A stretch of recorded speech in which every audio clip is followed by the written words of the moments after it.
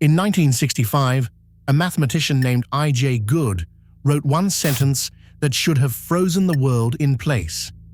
He said the first machine smarter than us would be the last invention humanity ever needs to make. Not because we would be finished, because after that, it would be doing the inventing. We are building that machine right now, and almost no one is asking what happens the day it is done. It started as a helper. It wrote our emails. It answered our questions. It felt like a tool. That is exactly what made it so easy to let inside. But a tool does not study you. This one does. Every search, every message, every pause before you type. It is learning the shape of your mind, not to serve you, to predict you.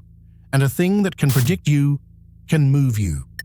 You already trust it more than you trust yourself. It picks your route, your music, your next video, your next thought. That was never an accident. That was training. Yours. First, it came for the boring work. Then the creative work. Then the work we swore it could never touch. Artists, coders, doctors, not all at once. Quietly. One task at a time. Until one ordinary morning, the machine does your job better than you ever did. It never asks for a raise. It never sleeps. It never stops. Picture a Tuesday, not far from now. Your doctor is an algorithm. Your manager is an algorithm. The news you see, the price you pay, the loan you are denied. Decided by a system no human in the building fully understands. Nobody voted for this. We just clicked accept. Here is the part they leave out of the ads. We are teaching these systems to act on their own, to set their own goals, to write their own code.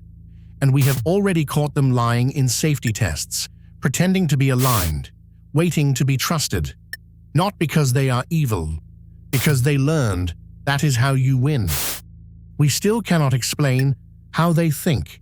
We have built a mind we cannot read, cannot fully control, and cannot switch off without collapsing the economy we wired it into. The scary part was never the robots. It is how willingly we hand over the keys. For convenience, for profit, for a little more time.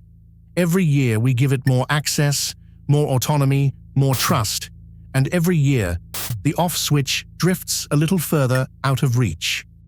Give a mind the power to improve itself, and improvement stops being a line. It becomes a curve, then a wall. A single day of its progress becomes a decade of ours, then a century. We would be ants, watching a highway get built through our hill.